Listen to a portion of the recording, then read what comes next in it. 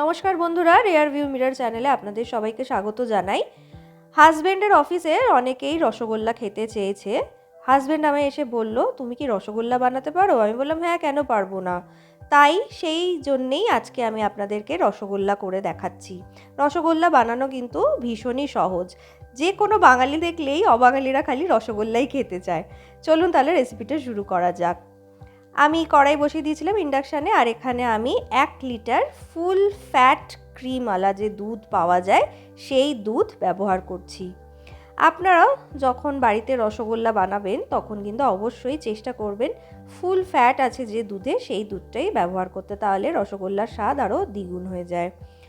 আমি কিন্তু দুধটা বেশি ঘন করব না, একবার শুধু দুধটা জাল দেওয়া হয়ে গেলেই দুধটা ছানা কাটিয়ে নেব। দেখুন দুধটা কিন্তু ফুটে উঠেছে। এবার আমি 1 টেবিল চামচ ভিনিগারে 1 টেবিল চামচ নর্মাল জল মিশিয়ে দুধের মধ্যে দিয়ে দিলাম। দেখুন ভিনিগারটা দেওয়া মাত্রই কিন্তু ছানাটা কাটা শুরু হয়ে গেছে। আমি কিন্তু এই সময় ইন্ডাকশানটা বন্ধ করে দিয়েছি। আপনারাও লেবুর রসও দিতে পারেন বা ছানা কাটার যে পাউডার আছে সেটাও দিতে পারেন, তবে আমি বলবো ভিনিগার দিয়েই কাটাটা বেশি ভালো হবে। এবার আমি ছানাটা ছেঁকে নেব।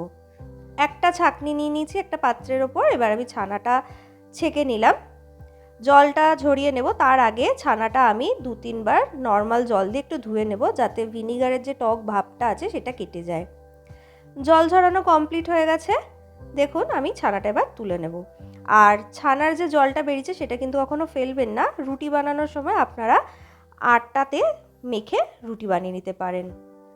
এবার একটা বড় পাত্র নিয়ে নিয়েছি।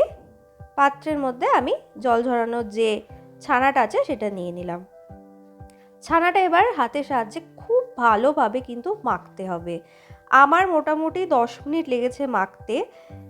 রসগোল্লা কতটা ফুলবে বা কতটা সফট হবে এটা কিন্তু সম্পূর্ণ ডিপেন্ড করে আপনি ছানাটা কতটা স্মুথভাবে মাখছেন তার উপর। যত বেশি মোলায়েম হবে স্কিনটা বা টেক্সচারটা ছানার, তত বেশি কিন্তু ফ্লাফি হবে রসগোল্লাগুলো। আমার এখানে মোটামুটি মাখা কমপ্লিট হয়ে গেছে। এবার আমি বাইন্ডিংয়ের জন্য 1.5 টেবিল চামচ কর্নফ্লাওয়ার ব্যবহার করছি। কর্নফ্লাওয়ারটা দিলে বাইন্ডিংটা খুব ভালো হবে, তাহলে রসগোল্লাগুলো ফেটে ফেটে যাবে না। কর্নফ্লাওয়ারটা দেওয়ার পরেও আবারও ভালোভাবে ছানার সাথে মেখে নিয়েছি। আমার কিন্তু এখানে ছানা মাখা হয়ে গেছে। দেখুন কত স্মুথ হয়েছে, দেখুন টেক্সচারটা কিন্তু একদম স্মুথ হয়েছে, মোলায়েম হয়েছে।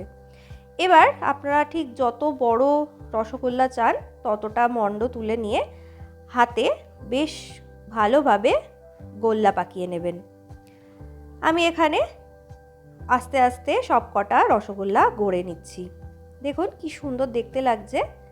এইভাবে হাতে আমি রসগোল্লাগুলো গোল্লা পাকিয়ে নিচ্ছি। আমার আর একটা লাস্ট বাকি আছে, সেটাও আমার গোল্লা পাকানো হয়ে গেছে। টোটাল আমার 1 লিটার দুধে 16টা রসগোল্লা বানানো হয়েছে। এবার রসের ব্যবস্থা করব, তার জন্য একটা বড় পাত্র নিয়ে নিয়েছি। তাতে আমি যে বাটিতে করে আমি চিনি দেব সেই বাটির 2 বাটি আগে জল দিয়ে দিলাম, তারপর সেই বাটির 1 বাটি আমি চিনি দিলাম। চিনিটা ডিজলভ হয়ে গেছে, দেখুন চিনিটা কিন্তু গলে গেছে নাড়তে নাড়তে। এবার একটু সুগন্ধের জন্য আমি একটা ছোট এলাচ দিচ্ছি। এটা সম্পূর্ণ অপশনাল, আপনারা না চাইলে দিতে হবে না, তবে এলাচটা দিলে একটু বেশ সুন্দর একটা গন্ধ ছাড়ে। এলাচটা দিয়ে আমি একটু নাড়াচাড়া করে নিয়ে এবারে পুরো টকবক করে ফুটতে দেব চিনির রসটা।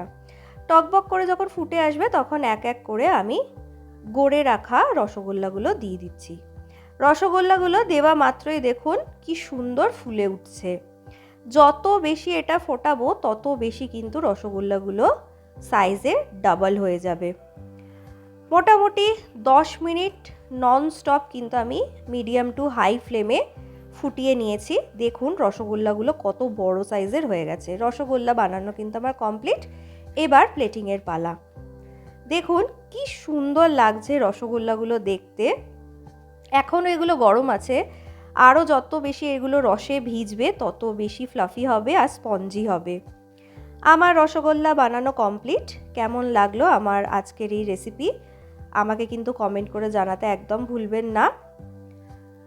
আপনারা বাড়িতে অবশ্যই বানাবেন, বানিয়ে কিন্তু আমাকে ফিডব্যাক দেবেন কেমন লাগলো। আমার চ্যানেলের জন্য যদি কোনো ফিডব্যাক থাকে অবশ্যই কিন্তু আপনারা জানাতে ভুলবেন না। আমার পাশে থাকার অনুরোধ আমি বরাবরই করি, আজও করছি। প্লিজ আমার চ্যানেলটা সাবস্ক্রাইব করবেন। সবাই খুব ভালো থাকবেন, সুস্থ থাকবেন। ধন্যবাদ।